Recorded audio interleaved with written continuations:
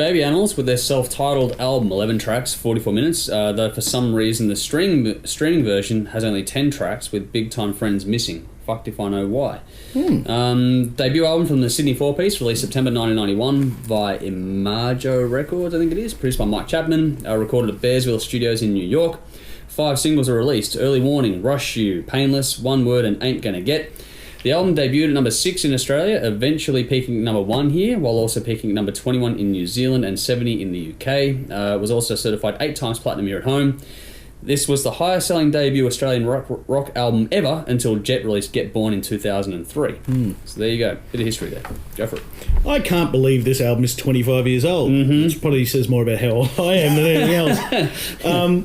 This, when it came out, it was huge. Jesus. Yeah, but it still feels new and fresh to me. So when I say the next line is, this is going to be one of the greatest rock albums of all time. Wow. It feels premature to say it, but it's not. If it's 25 years old, it's not premature to say that, I don't think. If globally or Australia? No, Australian. One of the greatest Australian rock albums of all time. So it's not going to make it in the global scheme. It hasn't got enough recognition overseas. No, it doesn't have the recognition, but it bloody deserves it. It should. Yeah. But it begs the question, I think, when you listen to this, like this cut through in, whatever it was, 91, 92, when it was cutting through. If this album could cut through in the peak of grunge and everything else that was going on, why a record label will not have a punt on a quality rock album? You and I know there's plenty of them out there. Why they won't even give it a crack? This cut through in an era where rock was dying. Yes, but it's more about the money from the buy rates of advertising now than it is about music. Probably. It's an industry decision. It's a money decision, not an art decision. Yeah. That's how the industry's turned, and that's where it's gone wrong. Anyway, I can go for hours about that one. We can. Let's not. No. Everything about this album is outstanding. Everything. Yeah. Suze D'Amaci, still one of my all-time favourite singers. The performance on this album alone, and particularly the next album as well, but we'll stick to this one. Dave Leslie.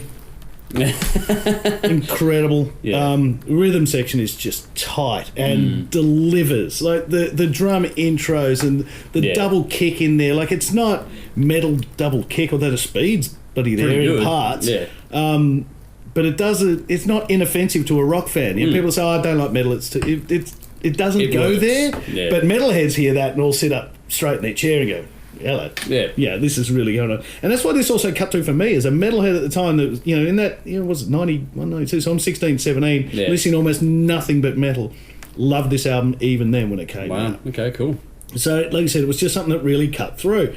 Songs are just so well written. It sounds amazing by today's standards again. This could have been released yesterday and no drama believing that whatsoever. They avoided the pitfalls of a lot of rock albums that were around at the time that were following that formula of sort of ballad here and then, and cheesy love song ballad. They didn't really go down that road either. For me, this sits comfortably with AC/DC, The Angels, In Excess, Midnight Oil. It's up there for me. Wow. Cool. Yeah, like I said, in the next album that followed it, also pretty bloody good. This gets 10 out of 10. Wow. Highlights: Ain't Gonna Get, Rush You, Waste of Time, Early Warning, One Too Many, and all the others. Well, my first note on this is similar to you. This one still leaps out of the speakers. You put this on and it just sounds fresh. More than 25 years after its release, it still sounds fantastic today. And it's hard to deny that some of these songs have been played to death by radio here, but taking it in as part of this process, they are really good songs, and you can see why they are such a staple on radio. I still turn up Rush You when it comes on. Yeah? That says something. That says something for you, considering how much you put away albums when they get flogged to death. Yep. That song, like Early Warning and stuff, I can, I've heard that a lot, but Rush You will still... This album has fantastic writing performances. I love the energy present on this and the attitude as well. Heaps of that. I love the depth and space in the production. Everything is layered fucking well. And I love the panning of the guitars and the backing vocals as well. They had them on the different sides, which is really cool. And I love the groove and flow that they have at times as well. There's little bits of this put me in mind of Horsehead. I touched the Horsehead album we reviewed. There's little bits that just sort of cross over. Like if they were doing a gig together, I reckon that would have been a show. Fucking good. I don't know if they did. I think they did. Bring that on. Can we make that happen? Let's work on that. I'll try.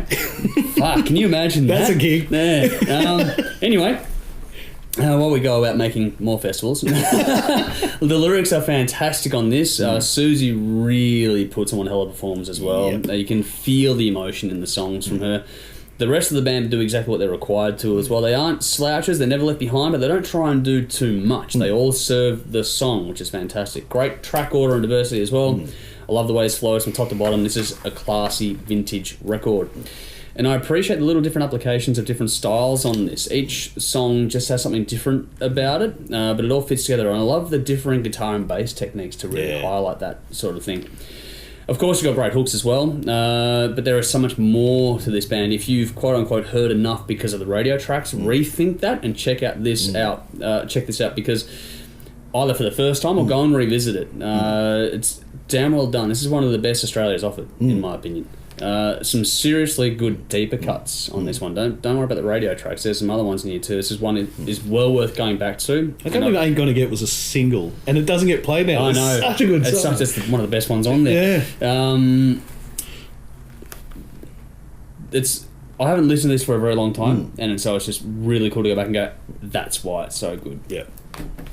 What's really cool is you can just tell how well this will translate live, especially Ain't Gonna Get. Yeah. That live would be a huge crowd favourite, I reckon. And I just find it really odd how Big Time Friends has been omitted from the 25th anniversary string version of the album, but it's a good song. I don't know why it's gone. That's odd. I didn't notice. I was listening on the CD as well. Obviously,